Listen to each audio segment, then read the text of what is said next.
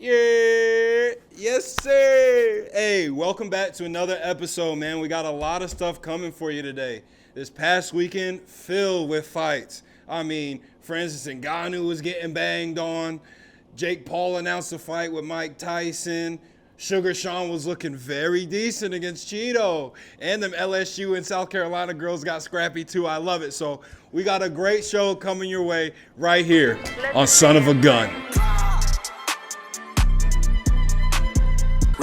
My grandma, yeah, she raised the dawn. Yeah, and shout out to my mom, I'm a son of a gun.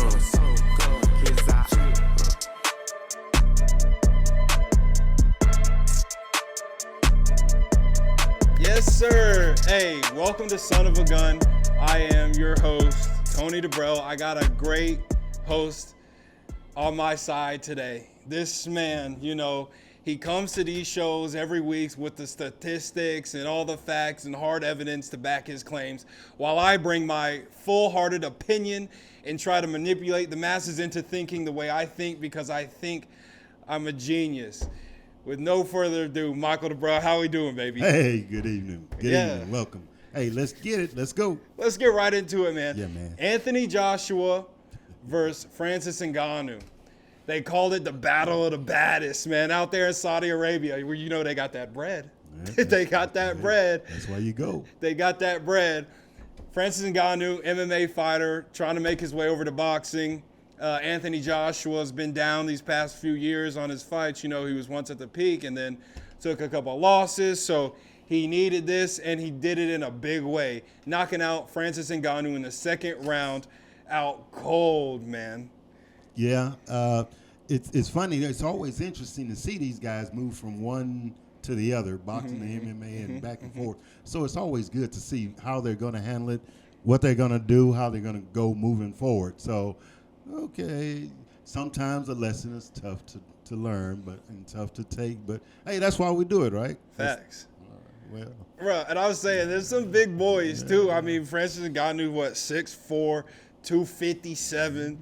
Joshua 6'6", 245. Like, these are big boys, and they hit like Right. big boys. And I think That's right. I think it's always tough for these MMA guys to come over and box, right? Because these boxers know, I only got to defend the hands. That's Correct. it. Correct. Throw the hands, defend with the hands. Correct. These MMA guys, when they're fighting in MMA, it's like, I got to watch his hands. I got to watch his feet. I got to watch his knees. He might grab me and choke me, right? So I think it is two very different worlds. Now, Ngannou, I don't know if you remember the Tyson Fury fight.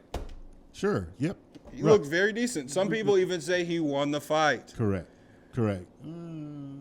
That's what they say. Yeah. That's what some people say. Right.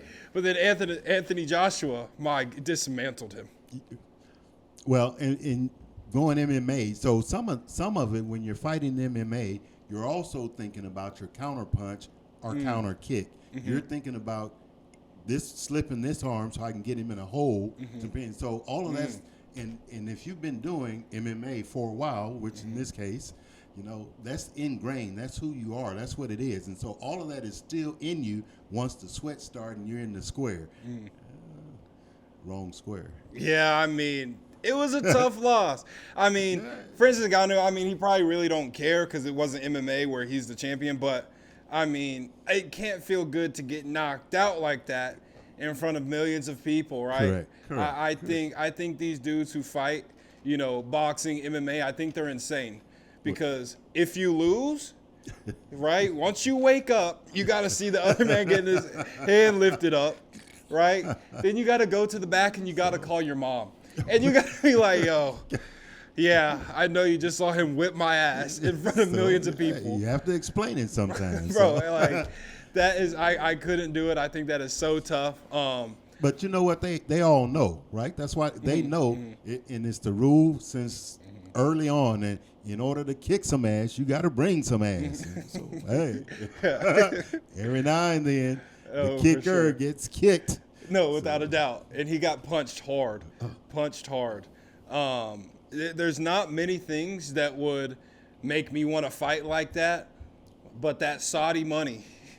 It's reported that Anthony Joshua got, $38 million, and Ngannou got $20 million,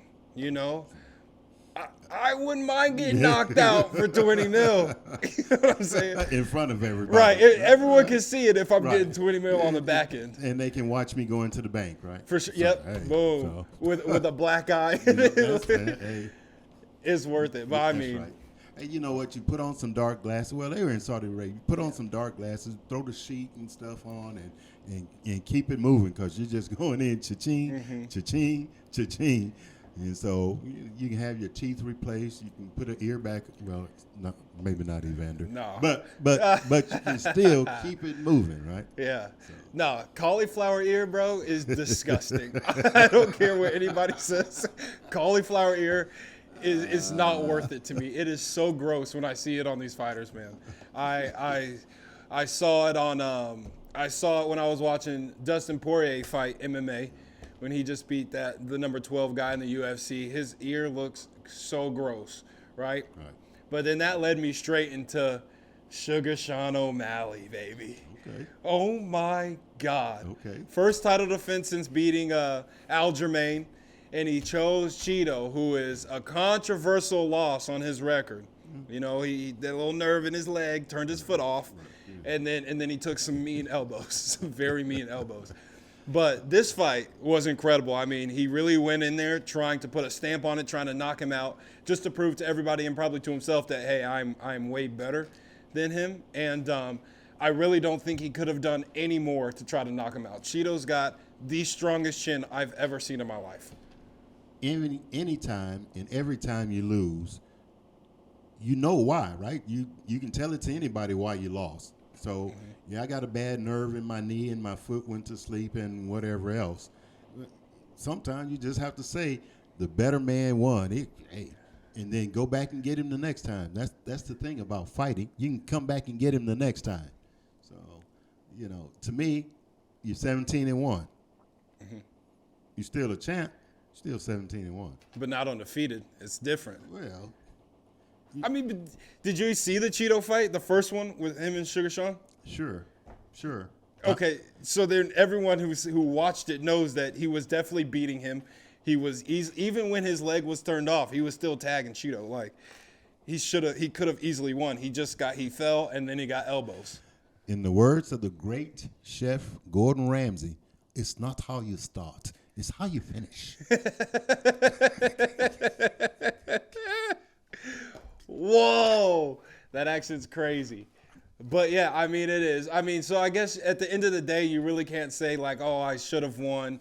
Right. Everyone who watched it, I mean, it is what happened. He did take the loss, but he solidified it in my book, coming back and whipping Cheeto's ass. I mean, and that's okay. That's what you want as a fighter. You want that opportunity to have a comeback, to retaliate, to get revenge, to show that the first time was a fluke. So that's okay. I hold no grudges to that. Still 17-1. Still 17-1. I know he likes to say he's 0, but that's not what the record shows. 17-1. You're still a champ. 18-1 now. Okay, you're still a champ. Yeah. There you go. That's even better. What kind of percentage is that? 93%, 95%? That's pretty doggone good. Yeah. We already said we'd get in there for 20 minutes for 20 mil and take that butt kicking. So you're still a champ. Yeah.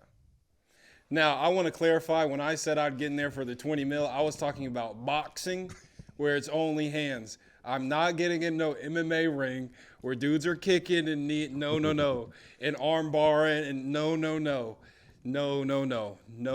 I will not be rear naked choked on TV. That will not be me. Sorry about it. I'm going to need 50 million.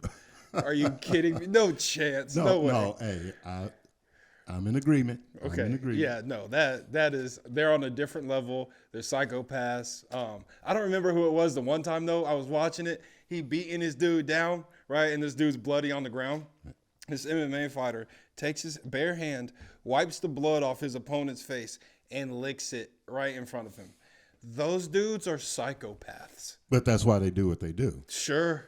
Something is already. Sure. Yeah. It blows me when they just get kicked in the head and then they just keep going. And they keep at it, right? Bro, that knee Cheeto took, it was so loud. I audibly said something's broken when it happened.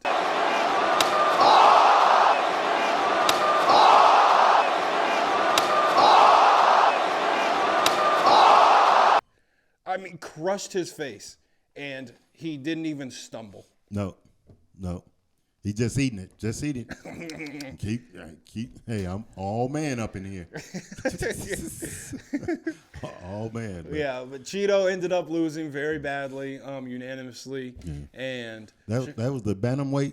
Yes. Yeah. Bantamweight, and so that's now a new conversation because then he called out Saga Sean O'Malley called out someone in a higher weight class. Sure. And so it's interesting to me after one title defense in your division that you already want to move divisions. Well, I don't like that at all. I think he knows a lot of people, myself included, just not really into that weight class. I mean, it's like watching a bunch of cockroaches running around fighting each other. So we want to see him move up. Let's see what you got. Move up. You think you're the best one pound for pound. Let's go.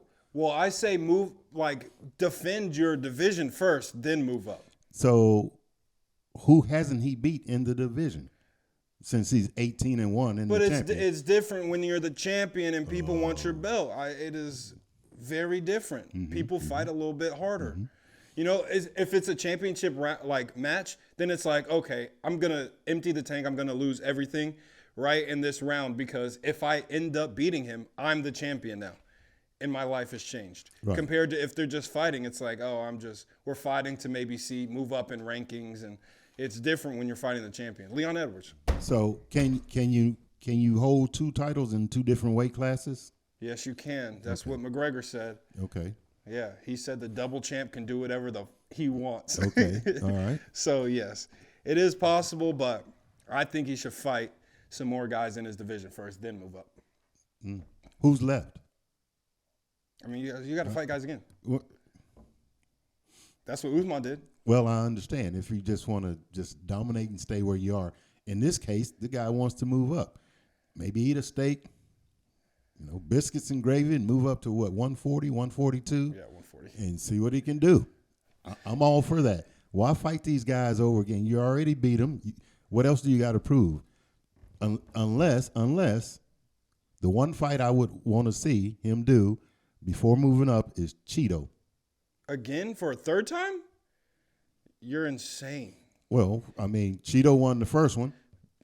Okay, sure. Cheeto won the first one. Okay. All right. Okay. But he didn't dominate the fight. He didn't have to. He won.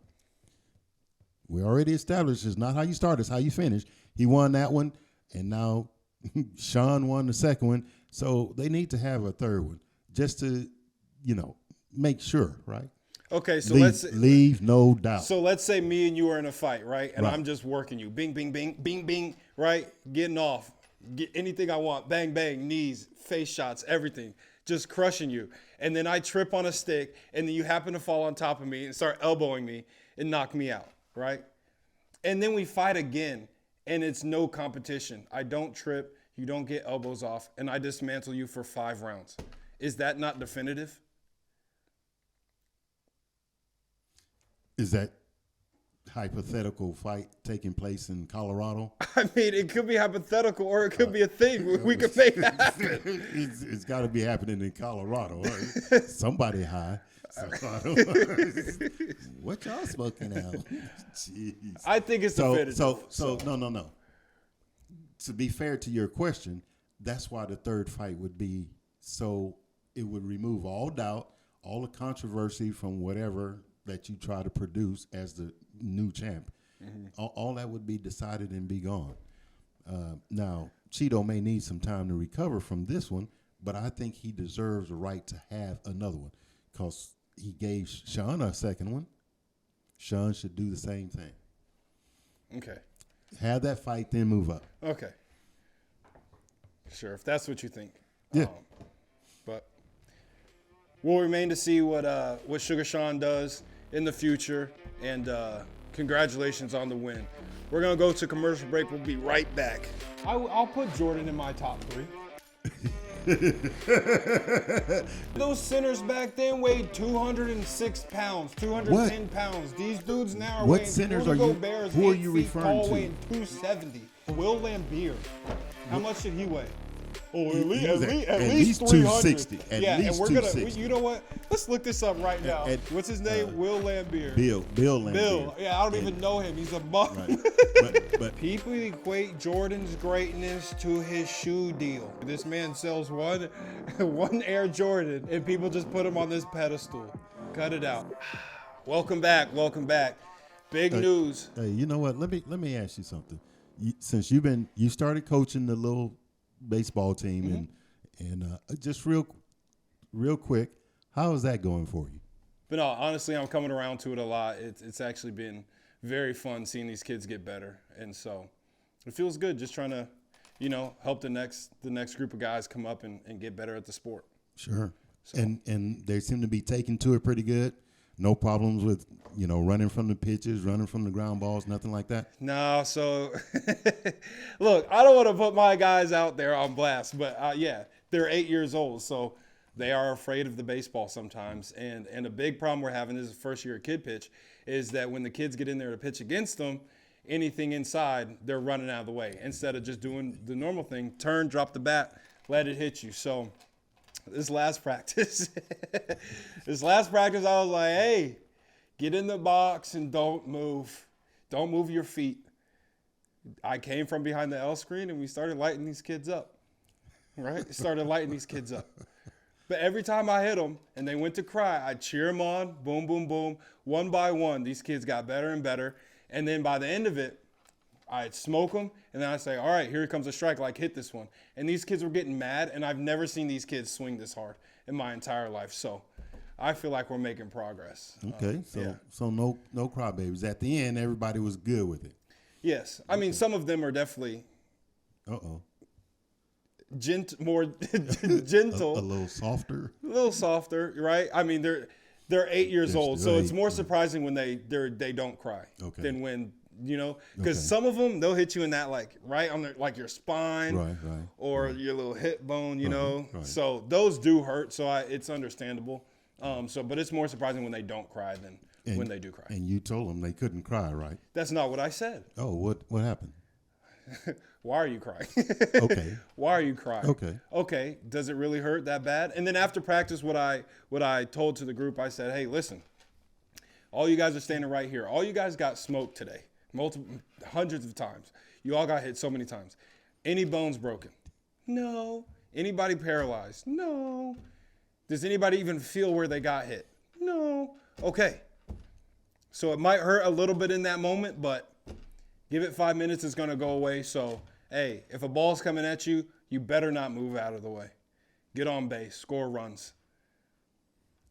Okay. All right. Yep. So I'm sure you told them there's no crying on the baseball field. Not yet. They're still 8. I'll give it till they're 10. Well, but when did you learn it? Right. So that's incredible.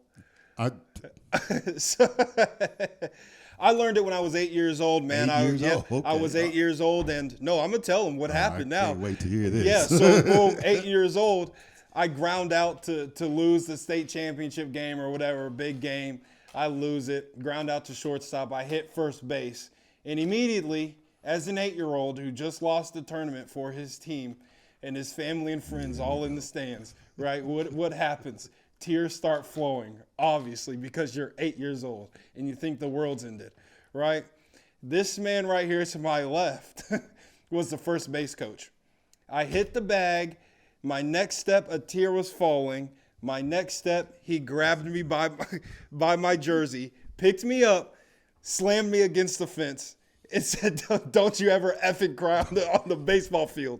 Don't you ever show the other team that you're hurt. Wipe your effing tears off your face right now and go shake their hands. You better stop crying. I was 8 years old. What do you think happened when he said that to me? More tears. More tears. So after that night, how many more times did you cry on the baseball field? All right, so let's. We ready? All right, let's go. Let's move on. Oh my gosh. Let's move on. I think we got it now. Jake Paul and Mike Tyson, July 20th, AT&T Stadium. They're going rounds with each other, man. They want to do a boxing match. I think it is insane. Jake Paul's 27 years old, right? compared to Mike Tyson, 57. Will be 58 by the time they fight. I think it's nuts. Why? What's the problem with it? I really don't understand. And you know, it blows me away that you feel that way about it when you're so all up on LeBron James playing with 19-year-olds today. And so we got an old guy there playing with young guys in the NBA, but now they get ready to do some one-on-one where you don't have a team, you ain't got nobody to bail you out, you don't have no referees to call you for flopping. So I don't really see a problem with that. If they both get a chance to make a little coin, why not go for it? Yeah. I mean, he's 9-1, 27 years old. He's 9-1, right? So he kind of knows a little something. Who beat him? Well, he was supposed to lose anyway. So, because he's YouTube influencer. Really? Oh, no. No. And Iron Mike, you know, any semblance of what he did in 1986, is that when he was the WBC? So, you know, we'd love to see that. It just takes me back to the old Bud Light commercial where the guy's like, yeah, I can go around. Just knock his head off. You know, that. And if Iron Mike comes out there and can stalk him like he did before, now we know it's not going to be prime time Mike. He just needs one, maybe two punches, right? Because I think Jake Paul has only been hit once. So let him fight. Let it happen. Now, sure, it's not going to be on pay-per-view. It's going to be on Netflix. That's something new for Netflix anyway. Mm-hmm. But you know what? I'm looking forward to it. Granddad against because he's about your age, so granddad against the young buck. Yeah, show him what's up. Yeah, okay. I just think it's crazy because I know how these things work, right? I know there's going to be some stipulation. Mike Tyson can't hit me more than twice, you know, or something. The only rule is going to be that Mike Tyson can't bite the man on the ear. Okay, then I'm all for it. Jake Paul has built his whole image around being a douchebag. Really, is what he's built his image on. And so either you love him or you hate him. Me, I don't care that much, but I would love to see a YouTuber who's been talking smack, trying to get into the boxing world, and that's not who you are, get laid out by one of the greatest to ever do it. Right. And I really hope Mike Tyson is hungry. I hope they go into it and it's like, Mike's like, yeah, okay, this is a YouTuber. I'm going to go easy, right? And then he gets hit one time in his chin and it just rewires his brain back to 86. And he just becomes that animal again and absolutely unleashes wrath on Jake Paul. I hope he knocks his head off. Clean off. I hope he retires Jake Paul from boxing. I want Jake Paul to take the gloves off for the last time in his life after this fight. So the only problem with that is then what is Tyson going to do from moving forward, right? You know what he did his last two attempts a few years back. So then what? You know, knock him out and go back to Vegas, ride off into the sunset, you know, and chill. Yeah, keep doing what he's been doing. He's been on this journey right now. I've seen him on podcasts, spreading positivity. That's right. And good morals. And bro, don't care. Go psychopath on Jake Paul, bro. Lose your brains again, bro. Lose your mind again. Tap into that animal, that urge to want to kill somebody. We've seen the footage of Mike Tyson, the things that he would say to people because he truly felt like he could kill them. Right. I need him to tap back into that lifestyle on July 20th and absolutely demolish Jake Paul. I'm in all agreement. All agreement. Let it happen. Go stupid. Let it happen. And I think I'm going to mess you up. That's the last time you talk about me on YouTube. I'm going to mess you up. Get him, Mike. Go get him. Oh, my God. That's what I want to see. Mike Tyson, man, do what you're known to do. Do what you have done for many years of your life. 1-2, body head, and get to work on Jake Paul. I think it's ridiculous that he's even 9-1. He's been getting away fighting these old MMA guys, these old dudes who have no business being in the ring, and he's talking like he's a real boxer and a superstar. I need Mike Tyson to be a man of the people and knock him. Iron Mike. Knock him out. Iron Mike. Yeah, tap in for six weeks and really just get crazy, man. Oh man. So that's when is that? July 20th. Yeah. AT&T Stadium, Dallas. Oh yeah. Oh yeah. Let's go, Iron Mike. Yeah. Iron Mike. Yeah. Let's go, baby. And the last thing I'll say about it is that I do not like. Well, I really don't care about Jake Paul, but I think all of it is a money grab. But he got me this time. I will be tuning in on July 20th to see Mike Tyson ruin him. And you know what else? We're gonna help Mike Tyson. I am going to buy a ticket on the front row for Robin Givens. Make that happen. Making that happen. Hey, he's still Mike Tyson now. You don't want to get that. You don't want to piss him off. Well, that's why I got her there. 'Cause Jake Paul has to deal with that. Oh no! You bought that piece here? Yeah. Oh my gosh. Yes, sir. Iron Mike. Mike Tyson, man. July 20th, AT&T Stadium. You can see it on Netflix live. Tune in, because we will be. And we'll be right back from commercial break. If you are a prospect for the NFL draft, take your ass to the combine. But now, this NIL money, dudes feel like superstars. Oh, I'm making 10 mil this year. What are you can't tell me anything. Now they're not showing up to the combine. And Caleb Williams ain't a 1-1 in my opinion. He didn't even have the decency to get a cut. Dude didn't even have a 90 degree. What are we doing? At least a little fade, a ball fade, a tip, something. Get a lineup, bro. Are you serious? Like he just woke up. And dudes are out there at 2 a.m. grinding, trying to get signed. I hate it. I don't ever want to see it again. Welcome back. Hey, not only is Mike Tyson fighting, Saga Sean O'Malley was fighting this weekend, Anthony Joshua, Francis Ngannou, and also the women's basketball teams of LSU and South Carolina. I love to see it. I love to see these girls getting scrappy. Camila Cardoza, you know, she had a problem with what she saw when an LSU player, Flo-J Johnson, when she bumped her teammate. Cardoza didn't like that one bit, so she came back heavy. Boom, dropped her right on her back, and then ensuing shoving and pushing, ensued, and I love to see it. Not only did Cardoza get thrown out of the game, both of the benches from LSU and South Carolina, minus one player on each team, got thrown out. Incredible stuff in the championship game. In the championship game. See, that's, as a referee, that's how you keep control. Everybody, y'all, everybody's out. Mm-hmm. Coach, everybody's out. Gone. Get it. Let's go. I used to referee basketball in the state of Georgia for high school. Girls were always harder than trying to call the games for because everything was so literal. And I don't know, they all had a little chip on their shoulder, but, this was good to see. This game was good, not necessarily the shoving. No, that was good. That was good.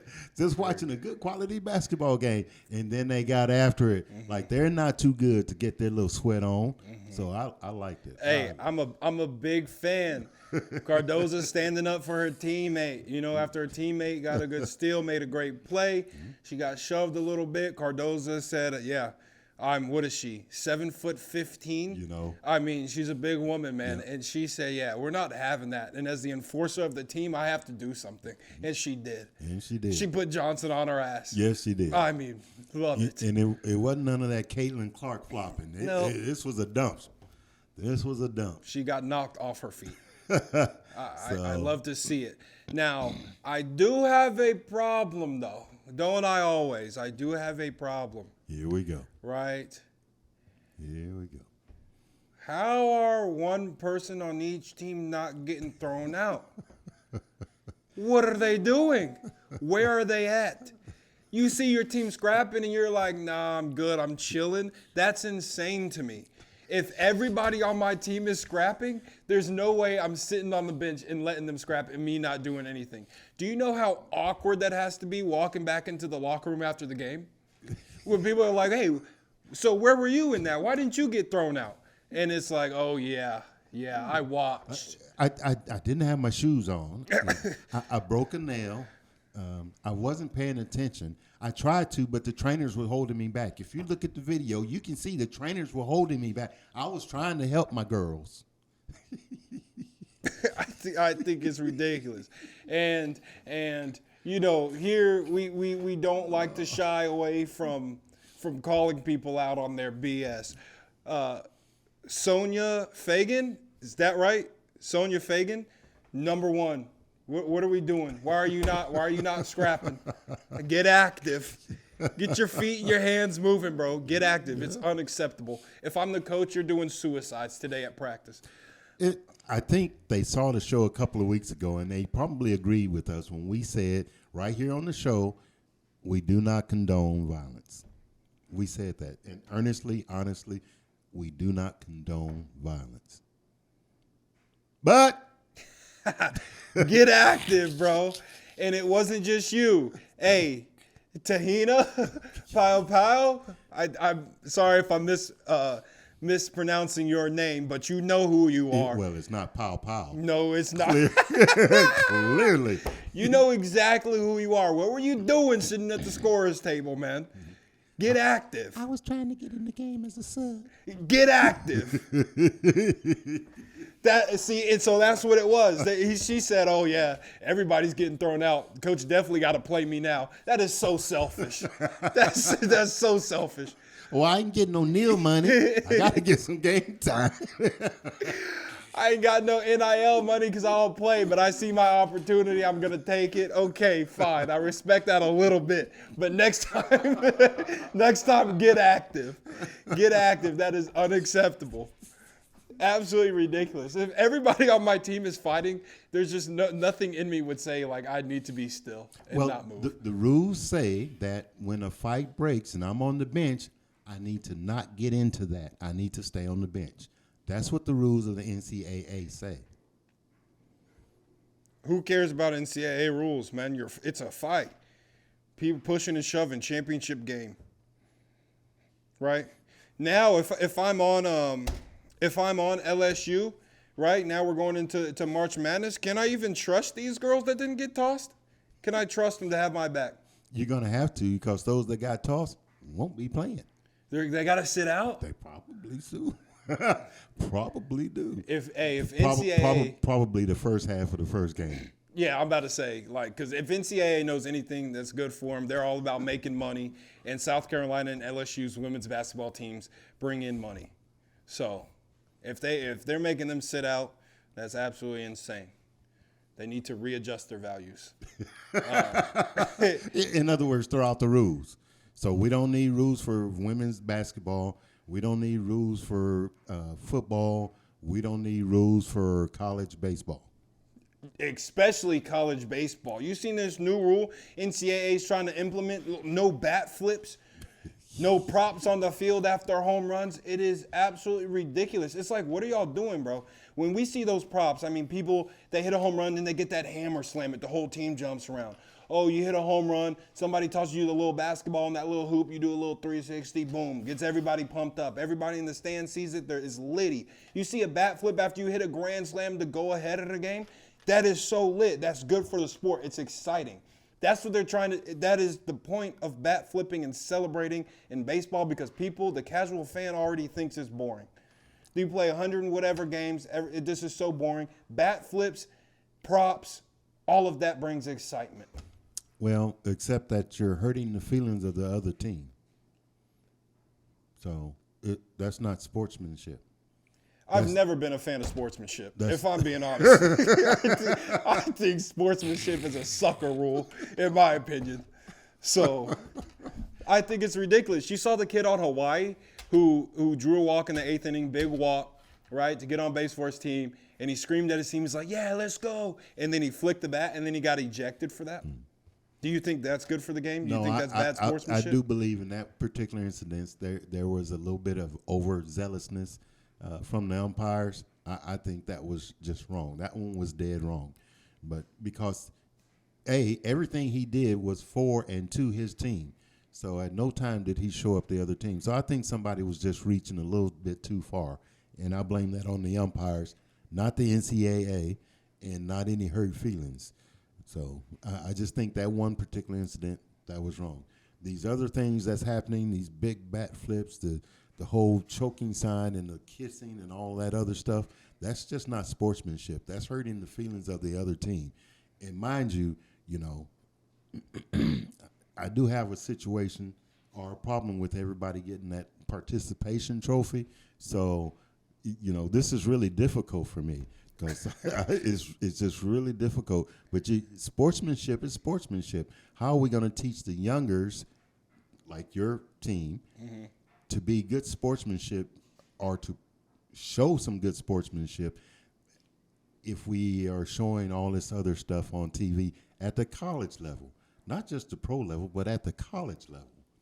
I don't, So the bat flips, that needs to go. They need to act like they've been there before, right? So that's not new. So okay, well, what is that old saying? To the victor goes the spoils. Sure. Right? Right. So I feel like if I'm winning the game or I'm doing something good, I should be able to do whatever I want. As long as I'm not putting my hands physically assaulting someone else on the other team. If I'm doing stuff, whatever, they might feel embarrassed. It might hurt their feelings. It doesn't matter. I'm beating you at this game. Just as in the same instance, if somebody is beating me, cool. You're allowed to bat flip and do whatever you want. There might be other consequences in the field of play, but you should be able to do whatever you want. I think it is ridiculous. I mean, so now it's bat flips today and props, and then next, when you get on second, everybody's doing the doubles dance. They're going to cut that out.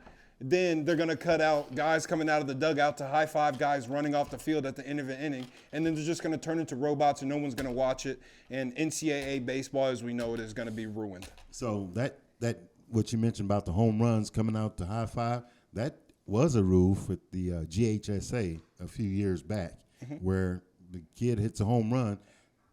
His team had to wait for him to get to the dugout to do all that high fiving and all that. They couldn't run out to the plate. Now, they said that was a safety and speed up rule thing, but that was true. That happened back then. And so, but really today, everybody is so close to each other. And what I'm referring to is the fans being close to the players, that they're the ones that's going to be chirping, doing the most chirping, right? The home fans. So, but in the line of safety, in the line of sportsmanship, because things are out of control today, so they're just trying to make sure everything just stays to keep it from being elevated. You mentioned that if they do the bat flip and all this craziness, there will be repercussions. And I think the NCAA is trying to cut down on those repercussions. Because as a pitcher, smoke. Well, I think you should be able to do whatever you want to do, knowing that there are consequences for your actions, but still you have the free will to do whatever you want to do. And I am a firm believer that sportsmanship has no place in the game of baseball.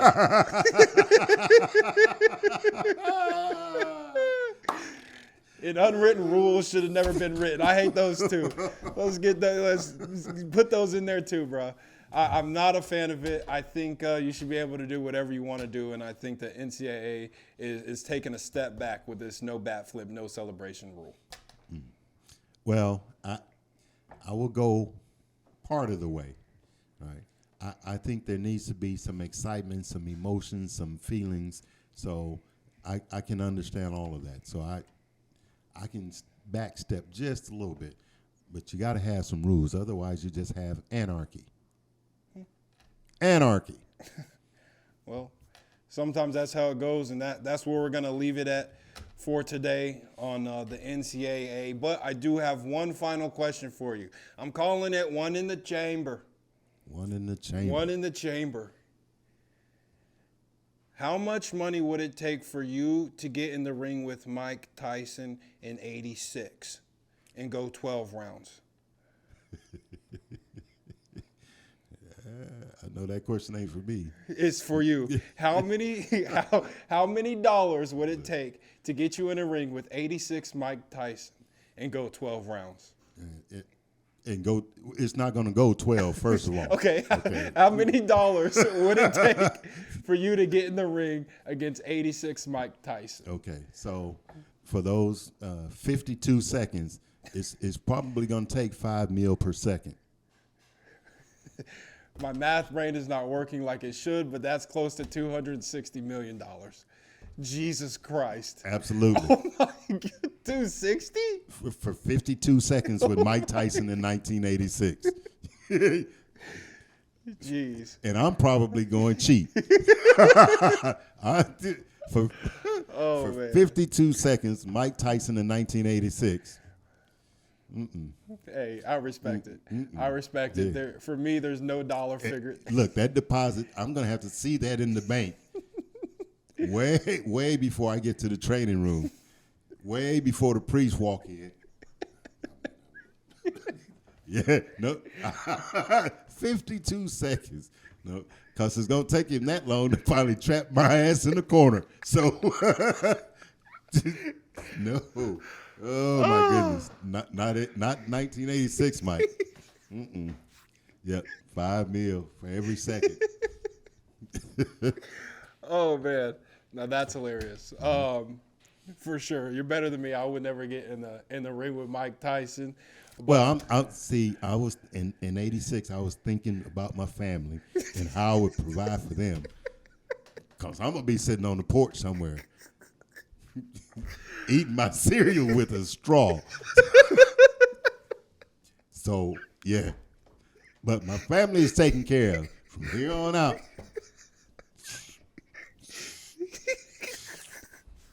Me and Tyrese. Hey, we got to, yeah. No. $5 million, baby, for 52 seconds. Wow.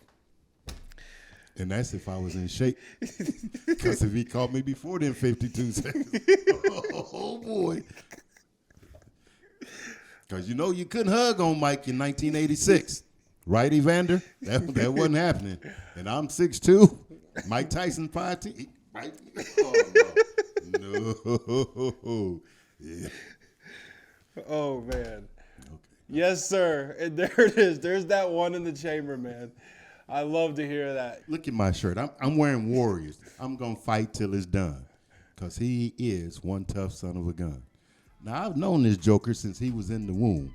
He's still making the hits, but I'm still bringing the boom. Shout out to my mom, I'm a son of a gun. Oh, my God.